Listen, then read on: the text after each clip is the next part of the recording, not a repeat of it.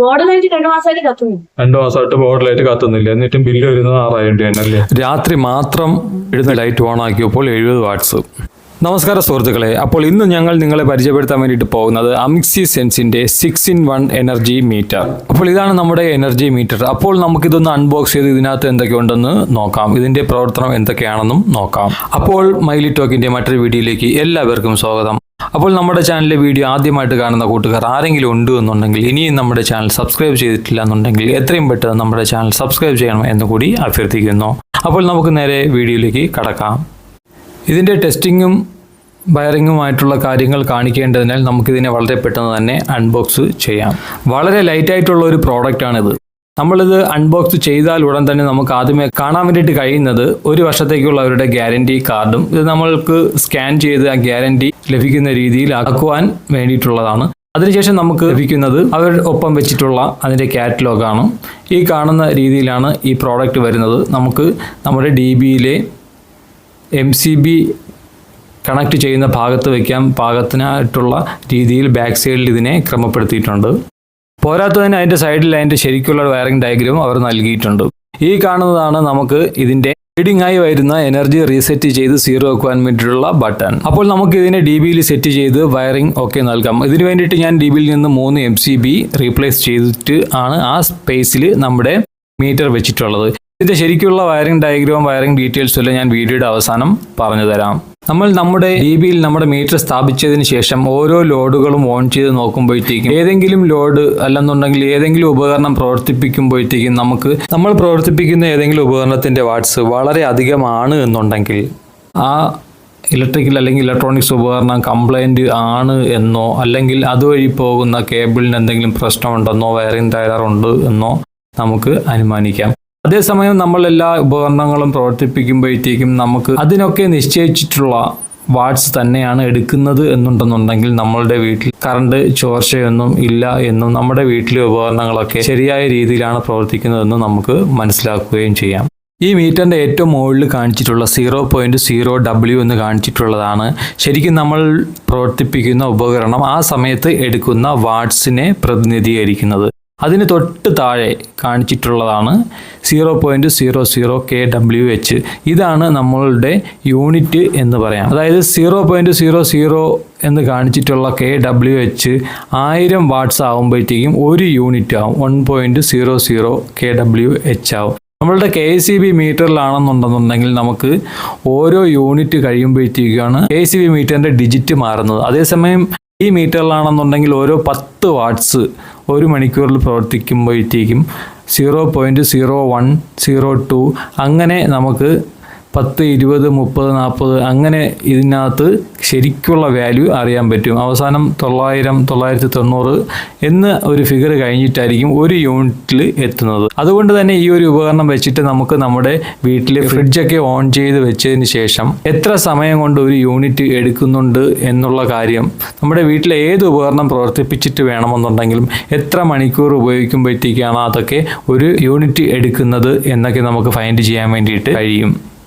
ഇനി നമ്മുടെ KWHൻ്റെ താഴെയായിട്ട് 222.9 വോൾട്ട്, അതായത് വോൾട്ടേജിനെ സൂചിപ്പിക്കുന്നു, 50 ഹെർട്സ് ഫ്രീക്വൻസിയെ സൂചിപ്പിക്കുന്നു, 0.00 ആംബിയറിനെ സൂചിപ്പിക്കുന്നു. അതുപോലെ തന്നെയാണ് പവർ ഫാക്ടറിനെയും സൂചിപ്പിക്കാൻ വേണ്ടിയിട്ടുള്ളതാണ് 0.00 ആ നീല ലെറ്ററിലുള്ളത്. അതേസമയം നമുക്ക് നമ്മുടെ KCB മീറ്ററിൽ ഇതെല്ലാം ഉണ്ട് എന്നുണ്ടെന്നുണ്ടെങ്കിൽ നമുക്ക് ഒരേ സമയം ഇതെല്ലാം നമുക്ക് കാണുവാൻ വേണ്ടിയിട്ട് കഴിയുകയില്ല. പവർ ഫാക്ടർ ശരിക്കും 0.00 അല്ല വരാനുള്ളത്, പവർ ഫാക്ടർ 1 എത്തണമെന്നാണ് KCB പറയുന്നത്. ഇവിടെ പവർ ഫാക്ടർ വളരെ കുറവാണ്. ഈ മീറ്റർ നമുക്ക് 40 വോൾട്ട് മുതൽ 300 വോൾട്ട് വരെ ലോഡ് ചെയ്യിപ്പിക്കുകയും ചെയ്യാം. അതുപോലെ തന്നെയാണ് 100 ആംബിയർ വരെയും നമുക്കിതിനെ ലോഡ് ചെയ്യിപ്പിക്കാം. നമുക്ക് അതിനോടൊപ്പം തന്നെ ഇതൊരു സിംഗിൾ ഫേസ് മീറ്ററാണ്. നമുക്ക് 3 ഫേസ് മീറ്ററിൽ ഇത് ഉപയോഗിക്കണം എന്നുണ്ടെന്നുണ്ടെങ്കിൽ നമ്മൾ ആ രീതിയിൽ അവിടെ സിംഗിൾ ഫേസ് കണക്ട് ചെയ്ത് ബാക്കി ലോഡുകൾ ബൈപ്പാസ് ചെയ്ത് നമുക്ക് അവിടെ ഏതെങ്കിലും ഉപകരണങ്ങൾ അധികം കറണ്ട് എടുക്കുന്നുണ്ടോ ഇല്ലേ എന്നുള്ള കാര്യം കൂടി നമുക്ക് പരിശോധിക്കാവുന്നതാണ്. എന്നാൽ ബന്ധപ്പെട്ട മേഖലയിൽ പ്രവർത്തിക്കുന്നവർക്ക് ചില സന്ദർഭത്തിൽ വീട്ടിലെ fridge, AC, cooler, heater, iron box എന്നിങ്ങനെ കട്ട് ഓഫ് ആകുന്ന വിവിധ ഉപകരണങ്ങൾ ഉള്ളതിനാൽ ഇതുപോലെ ഒരു ബോർഡ് സെറ്റ് ചെയ്ത് പ്രത്യേകം നിരീക്ഷിച്ച് ഓരോ ഉപകരണവും ഒരു ദിവസം എത്ര യൂണിറ്റ് കറണ്ട് എടുക്കുന്നു എന്ന് പ്രത്യേകം കണ്ടുപിടിക്കേണ്ട സാഹചര്യം വരാറുണ്ട്. അപ്പോൾ അങ്ങനെയുള്ളവർ ഇതുപോലൊരു ബോർഡ് സെറ്റ് ചെയ്യുന്നതാണ് ഉത്തമം. അത്തരം പ്ലഗ് ചെയ്യുന്ന ഉപകരണത്തെ, പ്രത്യേകിച്ച് വീട്ടിലെ ഫ്രിഡ്ജ് പോലെയുള്ള ഉപകരണങ്ങൾ, ഏതൊരു സാധാരണക്കാർക്കും ഇതുപോലെ ഒരു ബോർഡ് സെറ്റ് ചെയ്ത് കഴിഞ്ഞാൽ ഇങ്ങനെ കണക്ട് ചെയ്ത് പ്രതിദിനം ഉപഭോഗം എടുക്കാവുന്നതേ ഉള്ളൂ. എന്നാൽ ഇത് നമ്മുടെ KCB മീറ്ററിൽ ഒരിക്കലും ഫൈൻഡ് ചെയ്യാൻ വേണ്ടിയിട്ട് കഴിയാത്ത സംഭവമാണ്. കാരണം KCB മീറ്റർ റീഡിംഗ് മാറുന്നത് ഓരോ യൂണിറ്റിലും മാത്രമാണ്. എന്നാൽ പല മീറ്ററിലും ആക്റ്റീവ് പവറൊക്കെ കാണിക്കാറുമുണ്ട്. നമ്മുടെ ഈ മീറ്റർ ആണെന്നുണ്ടെങ്കിൽ ഓരോ 10 വാട്ട്സ് കഴിയുമ്പോഴത്തേക്കും റീഡിംഗ് മാറി 20, 30, 40 അങ്ങനെ വരുന്നത് കൊണ്ട് ഒരു മണിക്കൂർ നമ്മൾ ഏതെങ്കിലും ഒരു ഉപകരണം വീട്ടിലെ ഫ്രിഡ്ജോ മറ്റോ ഉപയോഗിച്ച് കഴിഞ്ഞ് കഴിഞ്ഞാൽ നമുക്ക് മനസ്സിലാകും ഒരു മണിക്കൂർ കൊണ്ട് ഈ ഫ്രിഡ്ജ് എടുക്കുന്ന വാട്ട്സ് എത്രയാണ് എന്ന്. അതിനനുസരിച്ച് നമുക്ക് മനസ്സിലാക്കാൻ വേണ്ടിയിട്ട് കഴിയും ഒരു ദിവസം ഒരു ഫ്രിഡ്ജ് എത്ര യൂണിറ്റ് വരെ കറണ്ട് എടുക്കാം. അതിപ്പോൾ പൂർണ്ണമായിട്ട് നമുക്ക് മനസ്സിലാക്കാൻ വേണ്ടിയിട്ട് വേണമെന്നുണ്ടെന്നുണ്ടെങ്കിൽ ഈ ഉപകരണം ഒരു 24 മണിക്കൂർ അല്ലെങ്കിൽ 1-2 ദിവസം നമുക്ക് എന്ത് ചെയ്യാമെന്ന് വെച്ച് കഴിഞ്ഞ് കഴിഞ്ഞാൽ ഒരു ഫ്രിഡ്ജിന് വേണ്ടിയിട്ട് തന്നെ ഉപയോഗിച്ച് പൂർണ്ണമായിട്ട് കട്ട് ഓഫായി ഈ 3 ദിവസമൊക്കെ ആകുമ്പോഴത്തേക്കും ഈ ഉപകരണം എത്രത്തോളം കറണ്ട് എടുക്കുന്നു എന്നൊക്കെ നമുക്ക് മനസ്സിലാക്കുവാൻ വേണ്ടിയിട്ട് കഴിയും. ഇനി നമുക്ക് ഇതിൻ്റെ ഡയഗ്രാം നോക്കിയിട്ട് എങ്ങനെയാണ് ഇതിൻ്റെ കണക്ഷൻ കൊടുക്കുന്നതെന്ന് നോക്കാം.